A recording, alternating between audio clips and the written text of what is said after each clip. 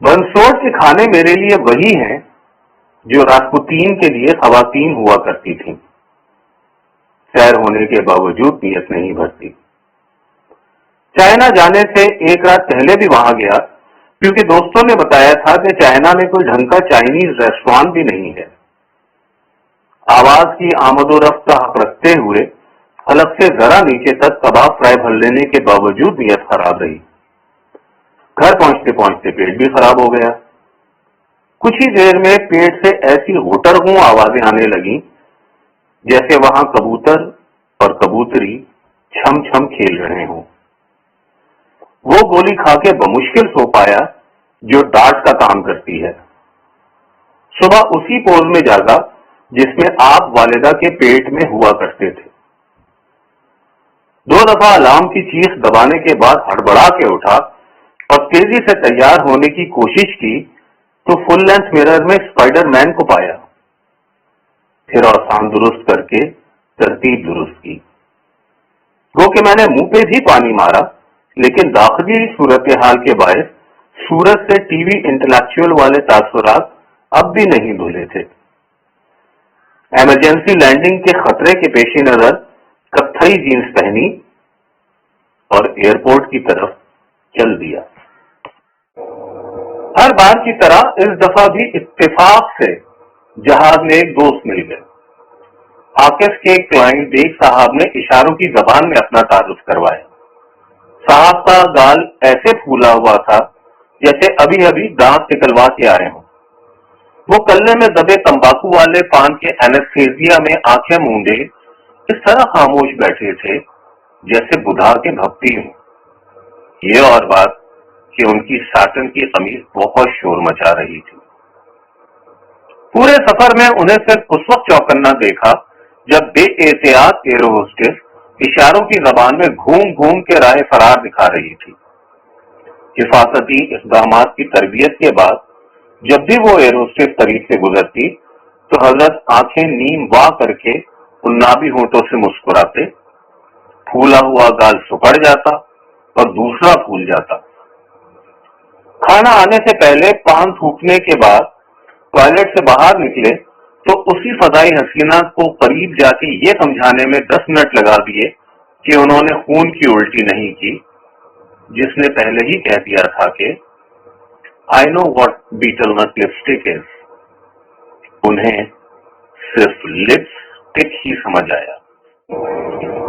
तकरीबन रोजे की हालत में चीन पहुंचे तो एयरपोर्ट पे हमारा इस्तकबाल पीले कपड़ों में मलबूस मिस लिली ने किया। नाम जितना छोटा पर आवाज इतनी बारीक जैसे कोई कानों में ऑक्यूपंक्चर कर रहा हो। उसकी आंखें नौज़ायदा बच्चे जितनी महीन थीं। यकीन से नहीं कह सकते गर्दन हिलाए बगैर वो एक फ्रेम में हम तीनों को देख पा रही थी या नहीं। आकिफ ने उसका तारुफ कराते हुए चीनी देवता येलो एम्परर का हवाला दिया, जिसके कई चेहरे होते हैं। उन्होंने बताया कि उनके चाइना ऑफिस की हॉस्पिटैलिटी हेड के अलावा CFO, CEO, COO और फाइनेंस मैनेजर मिस लिली ही हैं। एयरपोर्ट से निकलते हुए ट्रांसपोर्ट मैनेजर मिस लिली ने बताया कि होटल 1 घंटे के फासले पे है, तो मैंने तकरीबन चीखते हुए कहा, पहले किसी रेस्टोरेंट चलें, हमारे पेट में चूहे दौड़ रहे हैं। लिली ने फोन ऐप से पेट में चूहे दौड़ने का अंग्रेजी तर्जुमा करवाया तो भटकी नजरों से देखने लगी। मैंने तजवीज दी कि हमें ऑथेंटिक चाइनीज फूड खाना चाहिए। मैं उन लोगों में से नहीं जो इटली जाके कीमे वाले नान तलाश करते हैं। भाई आदमी जहां का सफर करे वहां का खाना ना खाए तो उस तहजीब का जायका नहीं चख सकता। मेरे साहब ने शॉपिंग बैग में पान थूकते हुए हाँ में हाँ मिलाई तो लिल्ली हमें हंकाते हुए कार तक ले गई। शहर में दाखिल होते ही अंदाजा हुआ कि चीनी बाशिंदों की छोटी आंखें बड़े ख्वाब देखती हैं। उन्होंने अपनी पस्त आमदी का इजाला अपनी तामीरात से किया है। इमारतें इतनी ऊंची कि बेग साहब बेग पे हाथ रखे बगैर पूरी इमारत नहीं देख पा रहे थे। कुछ ही देर में कार बड़ी बड़ी इमारतों और चौड़ी सड़कों से होती हुई वसी पार्किंग लॉट में जा रुकी। कार से उतर के लिली ने हमारे पार्लियामेंट हाउस जितनी बड़ी बिल्डिंग की तरफ इशारा करते हुए बताया कि ये फूड मॉल है, यानी खाने की जगह। मुझे पहली बार परदेश में अपना मुल्क याद आया। फूड मॉल क्या था? समंदरी, फजाई और बर्री हयात का म्यूजियम था। कहीं मर्तबान में सियाह लाल बेग सांप और छिपकली रेंग रहे थे, तो कहीं एक्वेरियम में ऑक्टोपस और न जाने कौन कौन सी समंदरी हयात गोते लगा रही थी। एक पिंजरे में कौवे अपनी कढ़ाई बनने के मुंतजर थे, तो दूसरी तरफ गिद्ध अपने मरने का खुद ही इंतजार कर रहे थे। सामने की तरफ बंदर, कछुआ और गिरगिट लाइव फूड होके अपना रंग बदल रहे थे।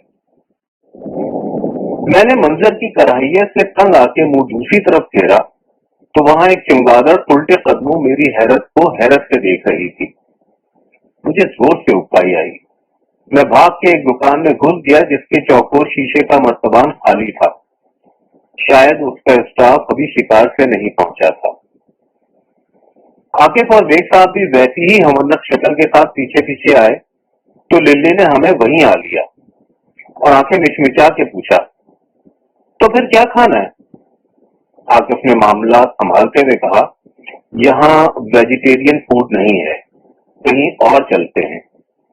ये कहकर हम सब बाहर जाने के लिए तेजी से पलटे, तो लिली ने रास्ते में आके ऐसे बाजू फैला दिए जैसे एम्पायर वाइट का इशारा कर रहा हो। माफी चाहती हूँ, मुझे नहीं मालूम था कि आप लोग वेजिटेरियन हैं। फिर एक फ्राइड फूड को प्रणाम करते हुए कहा, आप लोग तो जानवरों की परस्तिश करते हैं। ये कह के वो हमें हंसाते हुए तीसरी मंजिल के एस्केलेटर की जानिब ले गई, जहां सब्जियों के पकवान मिलते थे। वेजी फ्लोर पे अनानास लगा पिज्जा, कद्दू बर्गर, केले भरे पराठे और ऐसे कई अरेंज मैरिज किस्म के पकवान मियां बीवी की तरह पक रहे थे। बुधा के मानने वालों का सब्जी के साथ ये रवैया देख के समझ आ गया कि बुधा ने हरे भरे जंगल में भूखा रहने को क्यों तरजीह दी। पराठों से दायमी रगबत हम एक केले भरे पराठे की दुकान पे ले गई, जिसका गरम तवा कॉन्सर्ट की स्मोक मशीन बना हुआ था और दुकानदार मखसूस ताल पे चिमटा बजा के दावते ताम दिए जा रहा था। धुएं के मरगोलों के बीच मैंने लिल्ली से कहा कि इसे बोलो कि पराठे बना दे मगर केले ना डाले।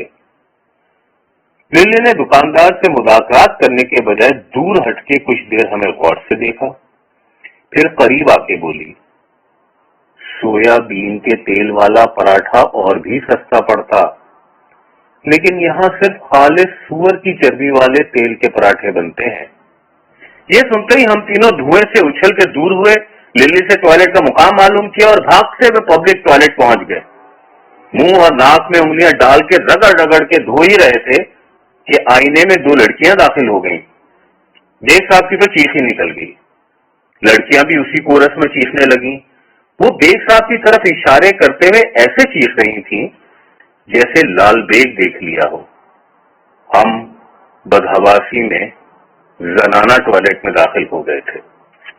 चीखें सुन के लिली भागते हुए अंदर आए, तेजी से हमें बाहर निकाला और फिर मर्दाना टॉयलेट के सामने मौजूद बेंच पे बिठा के अपनी सांस बहाल की। कुछ तवक्कुफ के बाद लिली ने राजदाराना अंदाज में पूछा, अगर बजट मसला ना हो तो मैं आपको एक डेलिकेसी फूड तजवीज कर सकती हूँ जो चाइना के उमरा में मशहूर है। आकिफ ने लिली को खा जाने वाली नजरों से देखा, लेकिन बेग साहब मुस्कुराते हुए अपने ब्रीफकेस से थपकी देने लगे जिसमें नंबरों वाला ताला था। लिली ने गर्दन के झटके से नीचे चलने का इशारा किया। वो हमसे आगे चलते हुए तेजी से एक दुकान पे पहुंची और पलट के मोटरसाइकिल के इश्तिहार की मॉडल की तरह उसके मर्तबान से टिक के खड़ी हो गई।